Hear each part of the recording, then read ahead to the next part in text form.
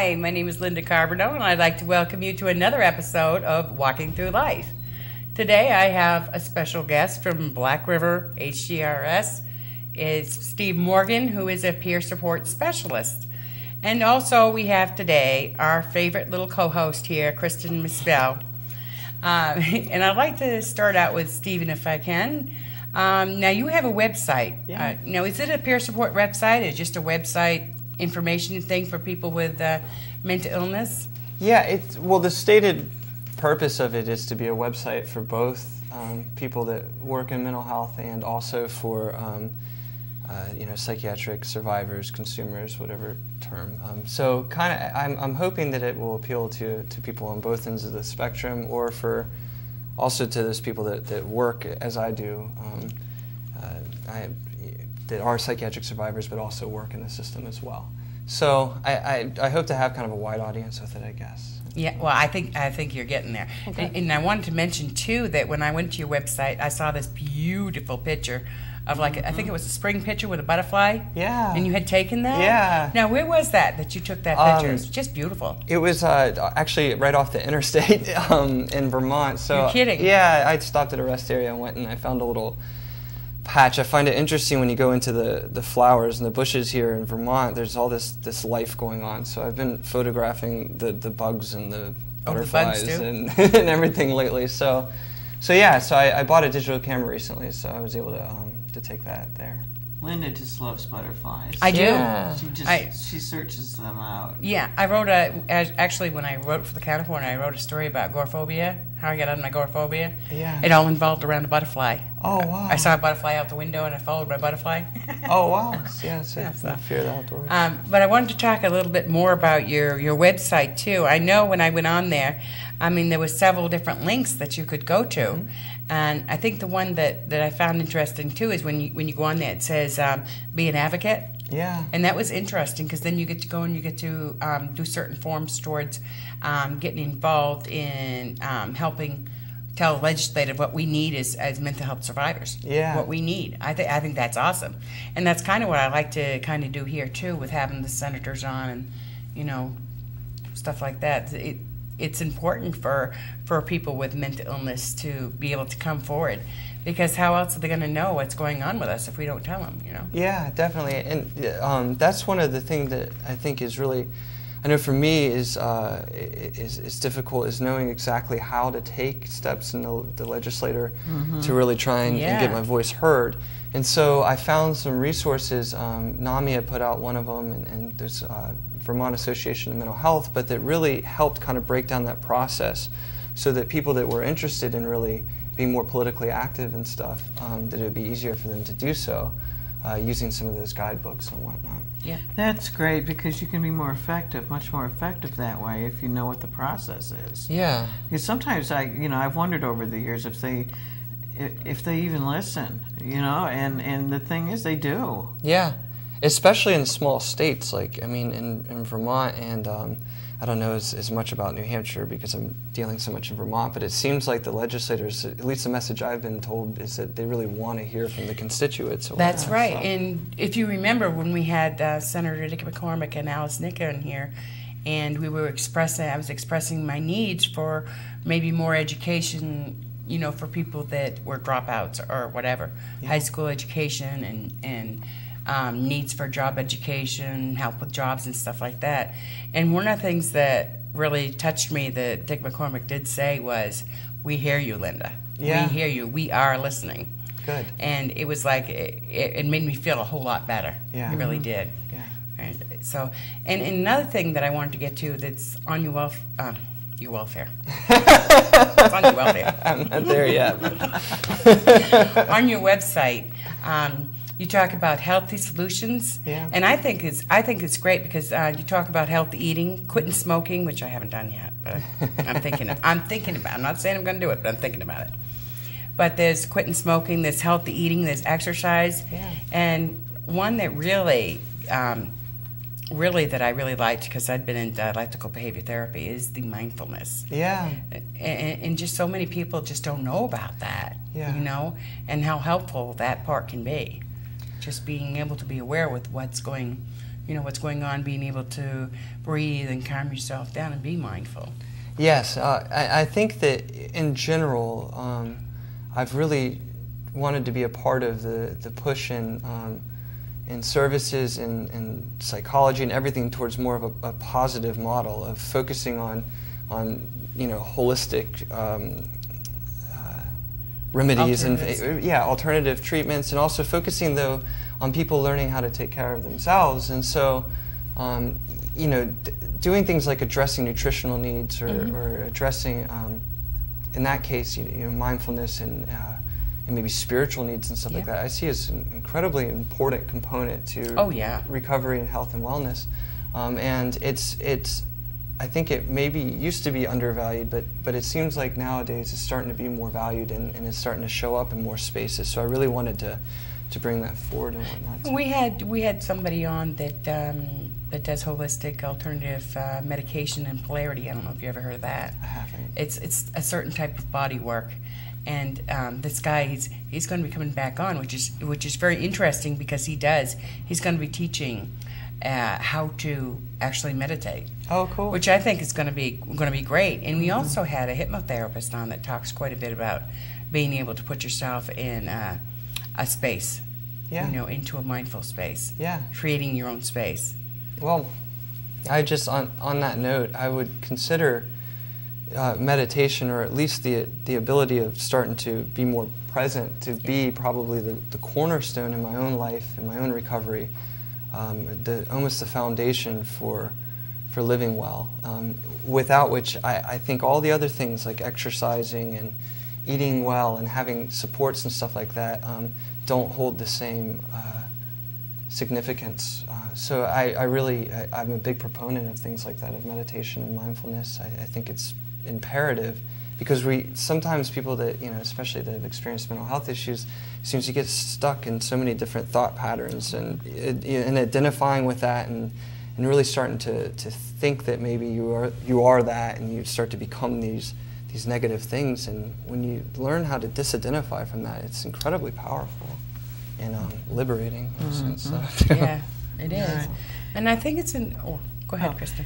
One of the things, where people seem to fall through the gaps that I've noticed is when they come out of the hospital, if they don't have case managers, they come out of the hospital after they've been in there for 2 weeks to a year or more, and they don't know, they're not able to. Let's say somebody had a course of ECT, and a lot of times there are people who aren't able to care for themselves when they get home, as far as feeding themselves and grooming and getting outdoors and a lot of times I know of people who will just sit there and watch television because they don't know what else to do, and that taking a shower is so overwhelming that it's just impossible for them to do that. And I if there was a website that encourage, how would you handle a website that would encourage people to, or motivate people, encourage people to be able to do like simple steps, ABCs, one step at a time to get back to?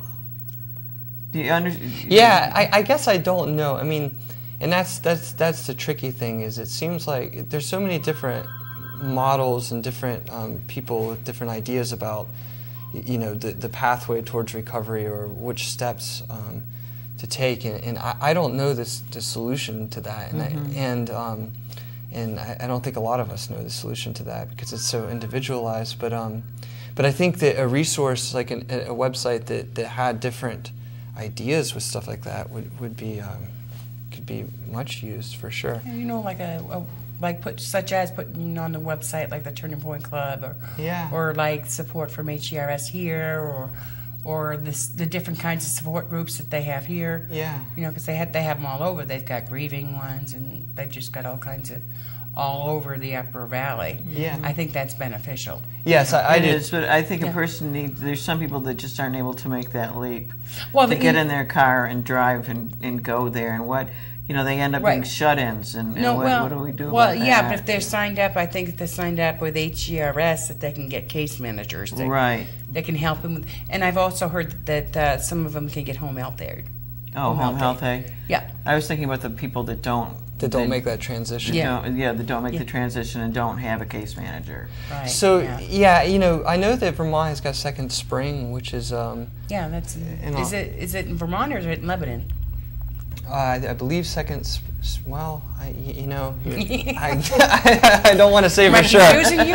Well, but in any case, I know that the Second Spring is meant to be for people that after they come out of the hospital, it's a housing, kind of a transitional housing before going back into the community, and it's specifically to meet that need.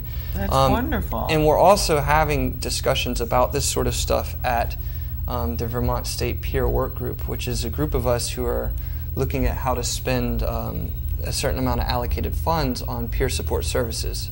So we look at what kind of services we may need and which we value, and certainly that's been brought up as a concern with people that are just let out of the hospital, or not let out, that once they leave the hospital are they don't really have the kind of support that they might want. And I want to mention too that there is a peer support warm line. Now, are you familiar with that?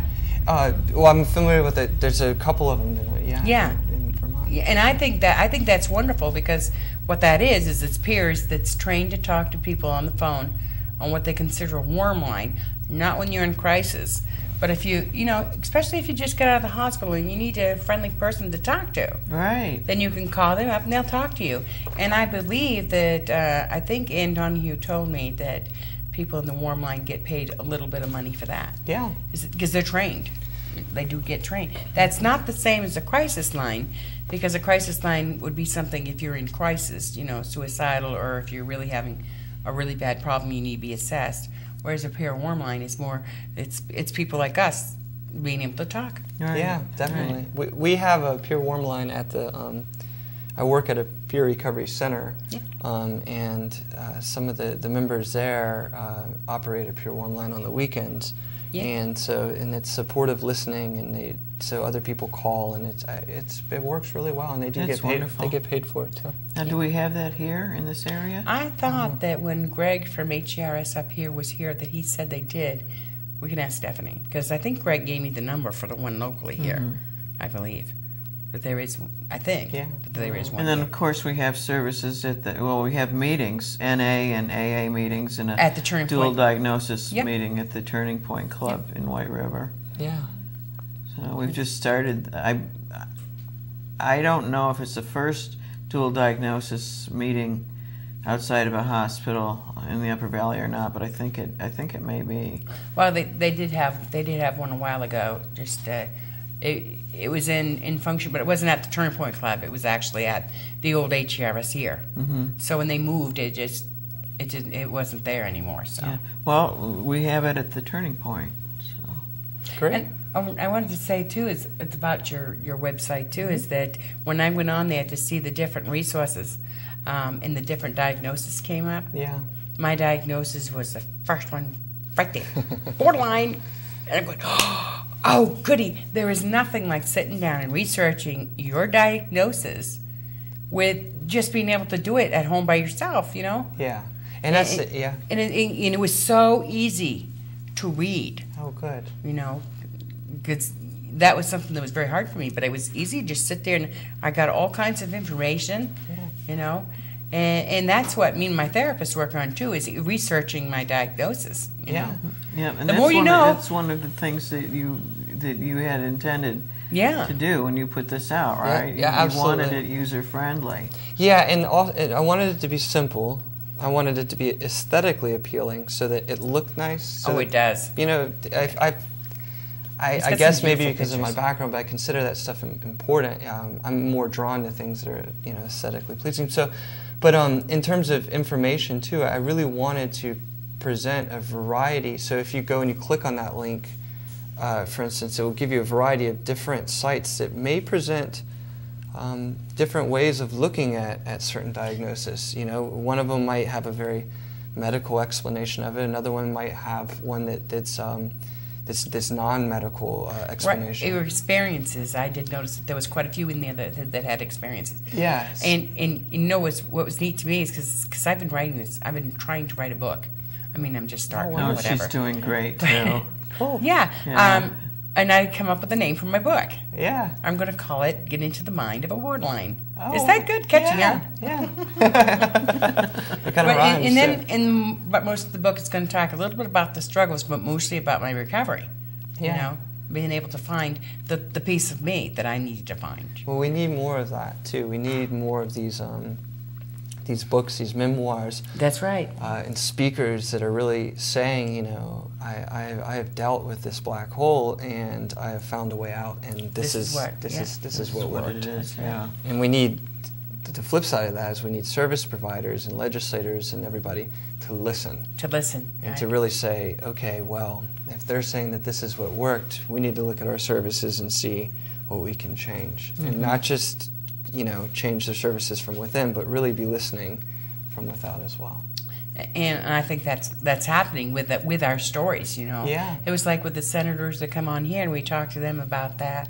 That's powerful. It was one thing because as when I was talking to Dick McCormick, I was telling him, you know, that I didn't have any schooling. I had none, you know, and that I had taught myself. Well, I hadn't taught myself, but the Turning Point had taken the time to help me learn. Yeah. And I learned and got to this point. And after the program, he came up to me and he says, you know what? He said, you are so smart.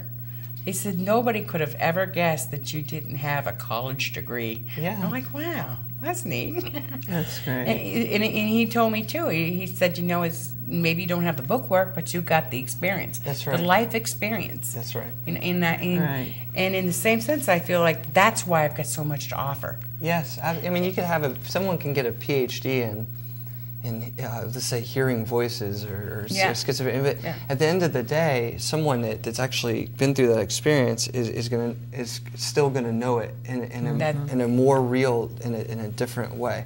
And both people could have valuable things to contribute, you know, to recovery, but we have to value people's own life experience and we're really they're moving the ones into that, and I'm so excited about it. In fact, when I worked as a peer support specialist in New Hampshire, I was given a waiver under the Department of Health and Human Services, a degree waiver, to be able to do clinical work, and that just boosted my self-esteem and everybody else on the team. And we had clinical meetings with supervisions and every week, and you know, we had to write notes. And which is almost kind of, I've always had it, you know, it's funny getting into that work when you haven't come from the psychology model and you're coming from a different model. It's almost, I still find it very discomforting to be checking off people's behaviors and stuff. I do too. Yeah. You know, I do too. I just kind of had to detach. Yeah. Sometimes every week I'd write basically the same thing because, you know, I mean, there are only so many words to describe a situation. And I hope Jayco isn't watching this. I'm sure they have their own things too that they do. And you know, I think that's what Walking Life is all about, is giving us a voice, giving us the chance to say what we need and what we want. Yeah. You know, and that's why we're doing this. And I just absolutely loved your website, in the one where it's just contact you and all those beautiful pictures. Oh my gosh. Well, you know, it's funny though, because the last time I was in the hospital, when I got out of the hospital, is when I really started to decide that I wanted to get really better. Yeah. And how I found my ways, I started writing, which came forth as why I wrote that story about agoraphobia. And then I decided that I was going to start to draw. Didn't think I could ever draw. When I was small, I used to draw. And then all of a sudden, I started drawing everything. And I'm like, wow, you know. And I'm running around, I'm going down.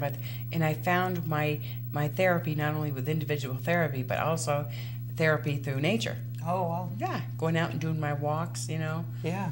Yeah. Linda drew this. It's beautiful. Yeah. There are all kinds of Linda's art over at the Turning Point. I even have one in my home. Yeah, that's wonderful. And see, that's what I'm saying too. Is that's the importance of peer support. You know, because you can be talking to somebody on like your warm line, and they can think, well, I'm bored, I don't know what I'm going to do, you know. And then there's nothing like somebody else being able to say, you know, what I do is I go take a walk, and sometimes that helps. Yeah. You know, and just being able to hear that from somebody else is, this is what I do to help me feel better. Right, and seeing it modeled is so powerful. Yeah. And I know that for me, once I started, and it's been an ongoing process, but the more people that I meet that have gone through their own kinds of recovery, whether it's from mental health struggles or from any other kind of, you know, trauma, and it really is, it inspires me, and once I see it done, then I feel like that maybe I could do it as well.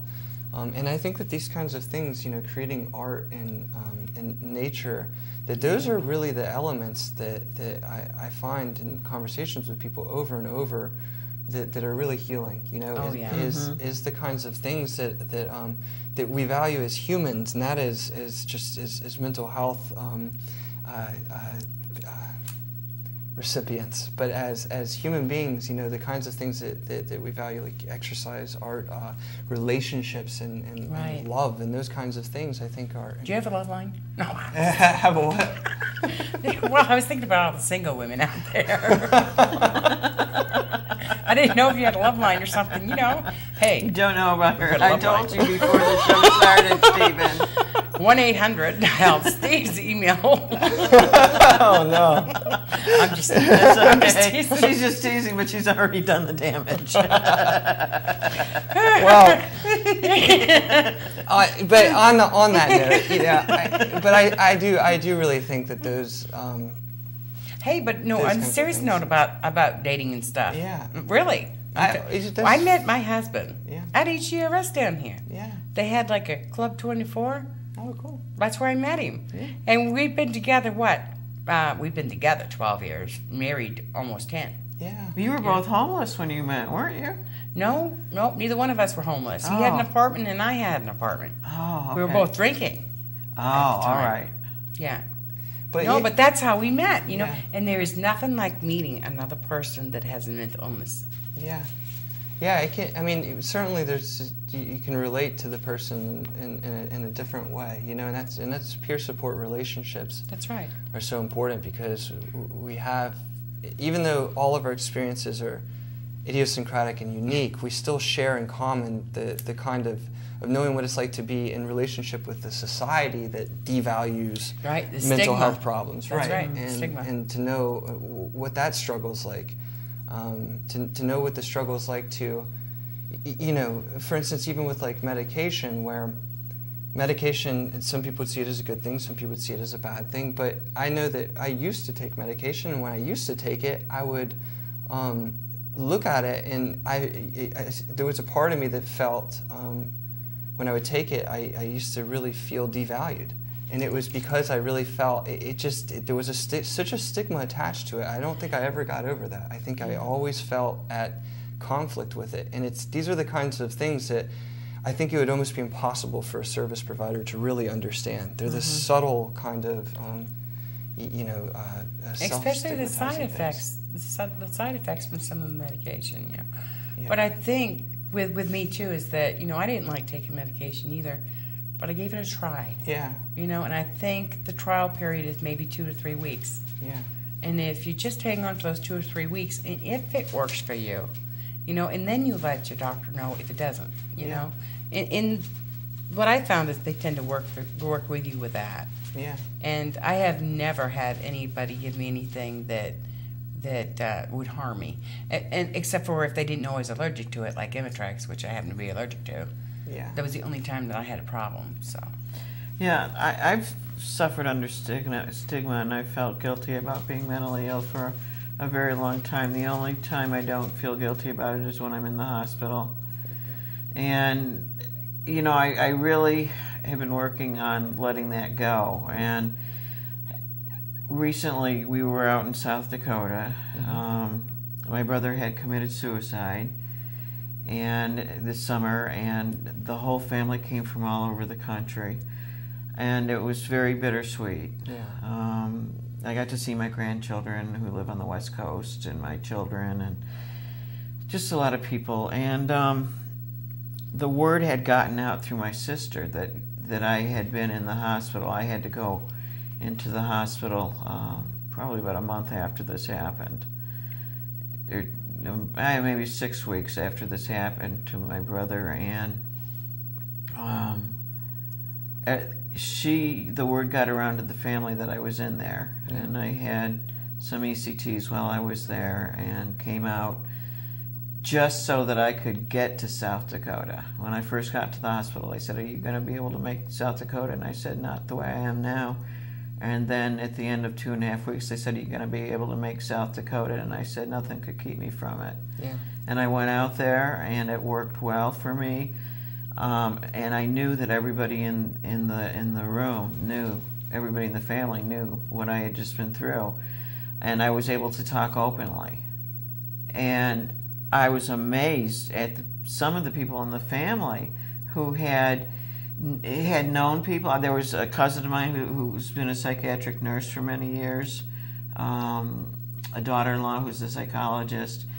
A lot of people they had never gone through it themselves, but they understood it. And it's the first time in my family life that I have ever felt accepted without stigma. Wow.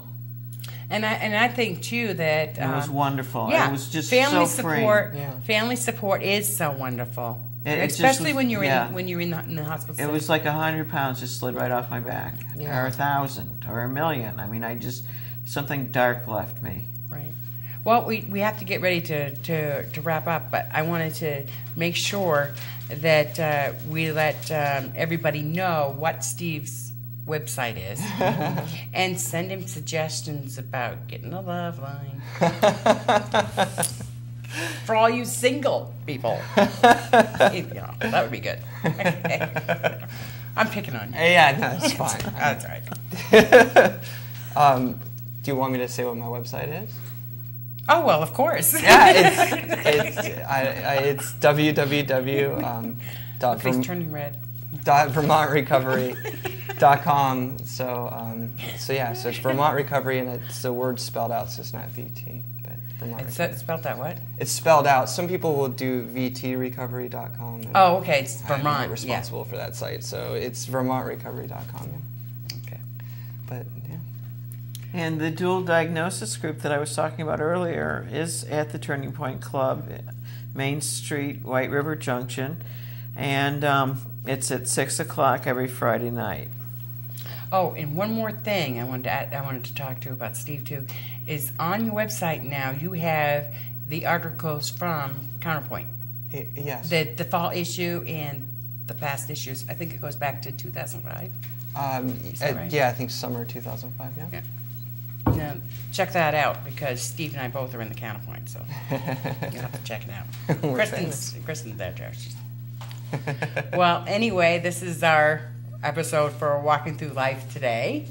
Well, thank you, Steve, very much for being here today on our episode of Walking Through Life. Yeah. And if you could, would you give all the women out there, and the men, but mostly the women, your website? Okay. My website is www.vermontrecovery.com, and the word Vermont is spelled out, and I hope you'll visit it. That's all we've got for Walking Through Life today. And we want to thank Steve and Kristen for being here, and we will see you next time on Walking Through Life. Bye-bye. Bye-bye.